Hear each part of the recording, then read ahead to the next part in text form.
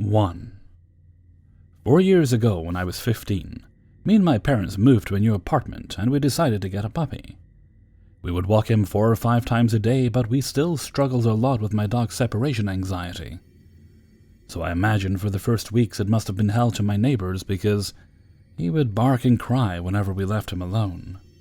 However, every time we talked to my neighbors, they would just tell us not to worry about it, because they hardly heard my dog and everyone was fine with it, except for Tony. One Saturday I was home alone and someone knocked on my door. It was Tony. At first he just looked somewhat surprised to see me open the door, but then he just smiled politely and said, "Can you tell your parents to come see me when they get home, please?" I said yes, and he left. I thought nothing of it. When my parents came home, I told them about my encounter with Tony, and my dad went to his apartment, suspecting it had something to do with my dog barking. Tony told my dad that he was a baker, so he worked during the night and needed to sleep during the day, so he would appreciate it if we could find a way to make less noise, although he understood it was hard to control a dog's bark. He also apologized to show up at our door, saying he didn't know I was alone in there. My dad and him had a nice, polite conversation.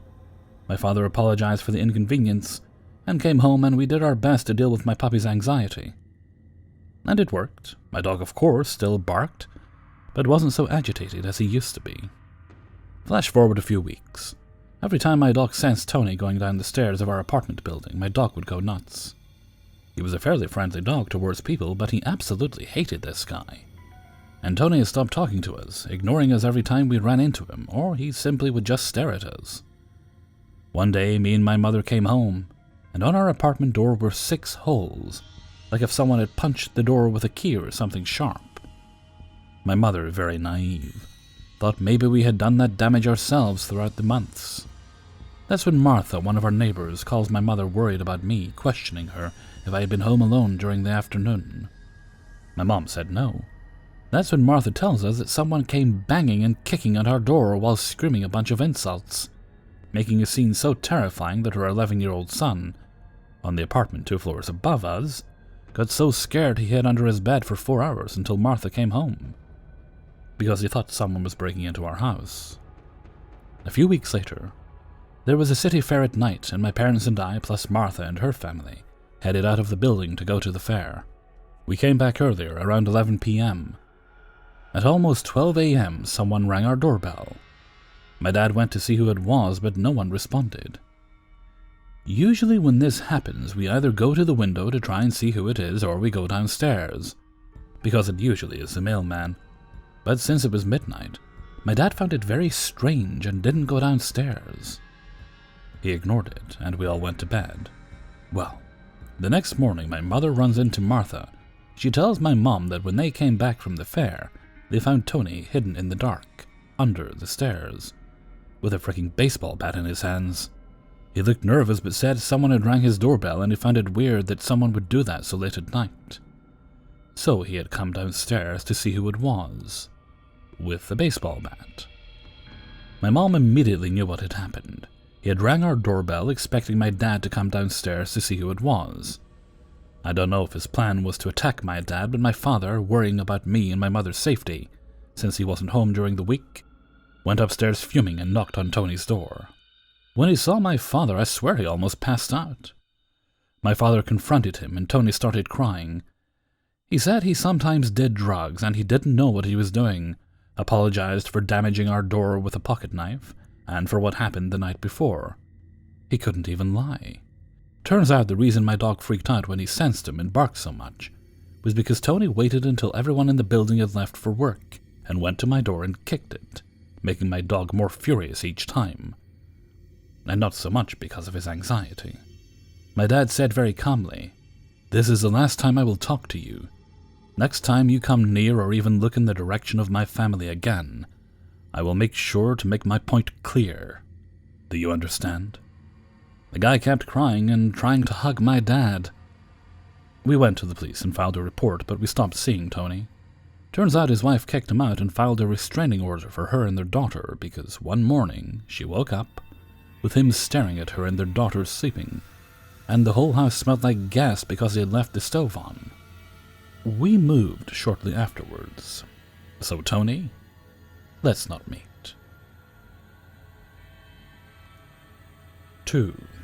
Back in the early 90s, when I was about 10 or 12, a strange white van started showing up at my school.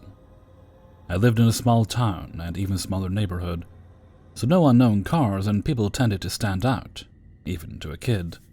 I watched this white van for a few days as it would just slowly drive around the school. It never seemed to pick anyone up or stop to ask for directions. Even at that age, I understood that something strange was happening, and it made me feel uneasy. I used to walk back home from school every day, and I distinctly remembered my dad's training, he was ex-military, that he had imparted on me from the age of 3. I walked extra fast on day 4 of the white van appearance, always keeping to oncoming traffic side, in the event I needed to run away. That would be most effective way to evade. I got home safe and sound and told my parents about the white van. They took immediate action and phoned the school. And with that, the white van disappeared, and I did not see it driving anywhere near the school again. A few weeks later, my neighbor's kid and I were riding our bikes around the neighborhood like we often did. We decided to be a bit daring and take a different bike route, and ended up turning into a slightly ominous dark street. There was always something a little scary about that street to us, but we felt brave that day. We got to the top of that street and stopped our bikes to catch our breaths and decide if we would turn back or go even further. While sitting on our bikes in the middle of this street, we noticed some commotion from the house opposite us, the last house on the left. There were about 4 college kids and an older man. The older man was giving the younger ones orders. It looked like they were busy moving things out of a van. More specifically, a white van.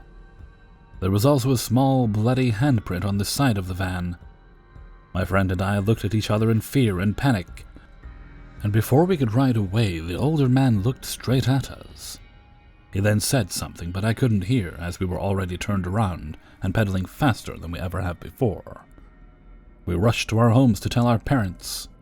I was out of breath and terrified. I told my mom, who for some unknown reason did not believe me. My neighbor's parents did not believe him either. For the next couple of weeks, everything went back to normal in our small little neighborhood. I even walked past the last house on the left on the scary street with my parents. There was no white van, and everything seemed locked up and quiet. Normal. Then one fateful sunny day, while walking back home from school, I noticed a vehicle suddenly speeding towards me. I was 1 street away from my home, and it happened so fast. The vehicle came to a screeching halt next to me. It was the white van. The side door flew open. I saw the now familiar faces of the college kids and older man. Someone tried to grab my arm, but I twisted out of their grasp, and I ran. I was walking into oncoming traffic, so the van needed to turn around. A man jumped out of the van and ran after me. I could hear him breathing right behind me. I threw my school bag on the ground, and he tripped over it. It gave me enough time to get away and turn into my street. I could hear them coming, and I realized I would never have enough time to get home. I crossed the street at this point and ran to the people that lived in the house closest to me. Except everything was closed up and no one was home. In a last-ditch effort, I threw myself into a thick bush in their yard and sat there out of breath, with one hand covering my nose and mouth, so no one could hear me panting. The van was driving up and down my street looking for me for what felt like an eternity. The creeps got out of the van, and one of the men walked right by the bush I was hiding in. I looked at his blue jeans and brown shoes, as he was about an arm's length away from my face. I sat there for the longest time, trying not to breathe and not to cry. Eventually, after time no longer had any meaning, I dared to emerge from the bush and made it home and told my parents what happened. This time they believed me. The police showed up, and I showed them where these creeps live. 2 days later, things were being moved out of the white van house. I don't know what happened after that, but I do know that my parents did not want to talk about it, and that the kidnappings stopped. 3. Prologue. In May 2008, I was 42 and my marriage was ending. I decided to fly from Ontario to British Columbia and spend the month decorating my mom's new house. My 66-year-old mom spent the last 2 years driving 4 hours from the Okanagan to the coast to take care of her aging parents. A week or two at their place and driving 4 hours back home to stay for a week. Then repeat. When I arrived, we were both exhausted from the emotional turmoil over the past few years, and decided to book a 3-day trip to Vegas for some well-deserved distraction. Mom drove down the coast about 10 days before our trip for my grandfather's 90th birthday, and sadly, he took a turn for the worse the next day and passed away on Mother's Day 2008. After the celebration of life, we decided to still go on our trip, as we needed the diversion more than ever. On to the story. My mom and I had booked a 3-night, 4-day Vegas getaway. We stayed at the Paris and watched the Bellagio's waterworks at night. We walked the entire strip, down one side and up the other, took the gondola ride to the Venetian, watched the pirate show, saw Mamma Mia, lost some money on the slots, stuffed our tummies with tons of food and drink. All in all, thoroughly enjoying ourselves. On our last full day, we talked about going downtown that night to see the Fremont Street in its neon glory. However, we had heard that downtown could be a little sketchy. We made the decision to go downtown during the day to see what it was like, and if we were comfortable, we would go back that evening. Before our trip, everyone we knew that had been to Vegas had told us to use transit, the bus system, instead of getting cabs. We talked to the concierge at the hotel, and she wholeheartedly agreed with our plan and gave us directions to, and coupons for, downtown. We walked to the bus stop and boarded the bus for the 1-hour trip. Initially, I noticed that there were seats available, but not 2 seats together. Then I spotted 2 free seats at the rear of the bus. We sat down, facing forward, with Mom taking the window seat and with me on the aisle. 2 seats were facing us, one of which was occupied by a woman I will call 70s chick. She was tiny, no more than 4'10", as her feet did not touch the floor, and she was completely dressed in faded denim, jeans, jacket, and newsboy hat. She was sweet, and talked about being a Vegas native. Didn't know there was such a thing. And wanted to know all about Canada.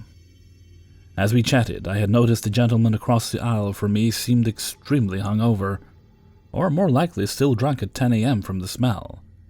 So I decided to keep an eye on him. I'll call him Drunk Guy.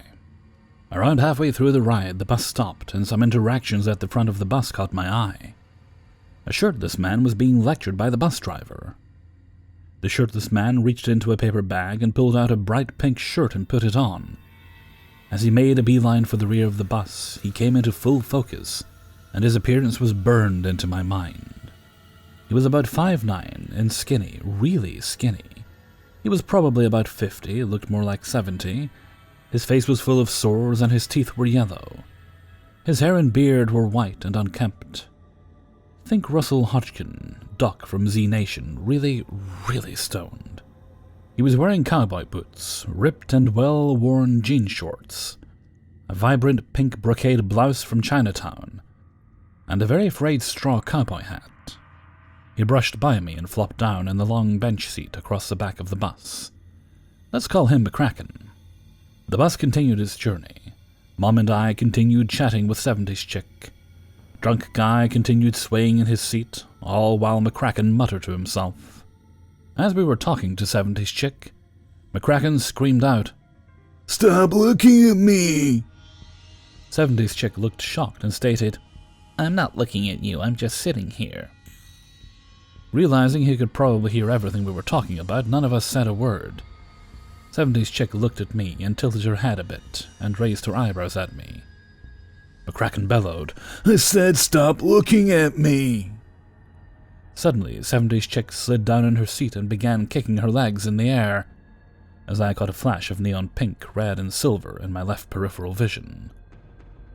While my eyes saw colors, my brain began screaming, "Knife! He's got a fucking knife!"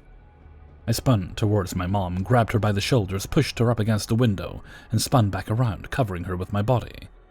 As I turned, icy cold, what I assumed was orange juice splashed all over us as one of 70s chick's legs made contact with a cup that McCracken was carrying in his other hand, not occupied by the knife. Drunk Guy instantly tackled McCracken and flung the two of them back into the seat. Suddenly, I heard and saw the bus driver rushing down the aisle, telling everyone to get off the bus. As he approached us, I yelled, "He's got a knife!" The bus driver hesitated for a split second, and then dove into the back seat to help Drunk Guy. 70s chick, an Asian lady who had been seated on the other side of Drunk Guy, Mom and I get off the bus and moved as far away as possible. As most of the other passengers scattered, we sat down on a seat of cement chairs that were in front of what I believe was the Regional Justice Center, across from the Clark County Detention Center. Moments later, I saw McCracken getting off the front of the bus, then the bus driver and drunk guy got off the back. McCracken walked up the sidewalk, and then cut in front of the bus into the street out of sight. I'm assuming the bus driver activated some sort of panic button because immediately, several police cars pulled up behind the bus. As several of the police cars sped off in pursuit of McCracken, a lone officer began walking towards us. He abruptly stopped about 10 feet from us and observed the Asian lady flailing her hands in the air and yelling in a language other than English. 70s chick was hyperventilating and had her head between her knees. My mom had her head on my shoulder and was trying her best to stop crying. The officer then headed straight towards me. "Ma'am, were you involved in the incident on the bus?" "Yes." "Can you tell me what happened?" I then recounted the above story. Another officer approached and gave each of us a clipboard and asked me to write down my statement. Then helped the mom, 70s chick, and Asian lady fill theirs out. I may have looked calm. Inside I was losing it, but sure, why not? It might delay the inevitable panic attack. After our statements were collected, we were told we could go. Instantly, a man with a supervisor name tag approached and told us that we could get back in the bus and continue our journey. But WTF? Nope. Thank you, but no. We just want to go back to our hotel. The supervisor tried several times to convince us to continue on. Finally, after observing the look on my face, he replied, Yes, of course." He then walked us across the street to a bus stop and informed the driver to drop us off right in front of the Bellagio, so we could just cross the street to the Paris. Once back at the hotel, I hugged my mom and sent her up to our room to rest. I then sat down at a slot machine and told the server to just keep bringing me gin and tonic, with extra lime. I almost finished my 4th drink when I hit the jackpot for that machine. I won enough to completely pay for our trip and my flight across Canada. I don't know whether to laugh or cry from the day's roller coaster ride. We arrived home the next day probably as exhausted as when we left. So, Las Vegas and McCracken, let's never meet again. Epilogue. Well, you definitely don't always get what you wish for. 6 weeks later, back in Ontario on a Monday, I got a call from my mom that my grandmother fell and broke her hip. Tuesday, she was out of surgery and doing fine. Wednesday, she passed away. The celebration of life was going to be on Saturday. I loved my grandmother with all my heart, but knew that finding a last-minute flight was probably going to be beyond my financial means. The next day, Thursday, I received a registered letter from the Las Vegas DA's office. They had caught McCracken, and he was pleading not guilty, so they were summoning me to testify in court on Monday. They were going to fly me back to Vegas on Saturday night, prep me on Sunday for court on Monday. As a Canadian citizen, and it was a summons and not a subpoena, I did not have to abide by the summons, but I called the Vegas DA's office. I told them about my grandmother's funeral, and they agreed to fly me out to Vancouver on Friday night. I could attend my grandmother's service and then fly out to Vegas on Saturday night. Everything was set. As I was waiting for the limo to take me to the airport on Friday afternoon, I got a call. You can probably see where this is going. From the Vegas DA's office. McCracken had changed his plea to guilty. The whole trip was called off. Booking a last-minute flight would be a couple of $1,000s that I did not have. So, sadly, I missed my grandmother's celebration of life. So, Las Vegas DA's office, and McCracken, let's never, ever meet again. Hey everybody, Hellfreezer here, and thank you very much for listening to 3 True Scary Stories, episode 491. And thank you very much to everybody who allowed me to use and sent in stories for use in this video. Now, I know I say this a lot, but I mean it every single time. I am so sorry to everyone who sent me an email with a story and I didn't respond. I made sure I took time over the weekend, and everyone has been responded to. Everyone's been thanked. Some of them were waiting a few months, and I do feel really bad about that. But I'm endeavoring, as I always do, to do better from now on. I'll try and keep on top of things, which I usually do once I clear it out. I usually do that until I get sick or I'm not feeling well, then I think I'll do it tomorrow. Then I'll do it tomorrow. Then there's many tomorrows, and it just kind of goes on and on. Then eventually I have to actually take several hours over a weekend or something and then do it. I'm yammering on, aren't I? Oh, okay, right. Anyway, so that's all taken care of now, and because I did take the time to go through it and sort everything out, we got some excellent stories, like the last story there. That was a subscriber submission. And if you have a story yourself you'd like to send in, you can pop that along to kingofthecities@gmail.com. Okay, I'm going to wrap up right now because I've got a live audience. It's so cool. And I will get to work on the next video. So, until next time, thank you very much for listening, and take very good care of yourselves.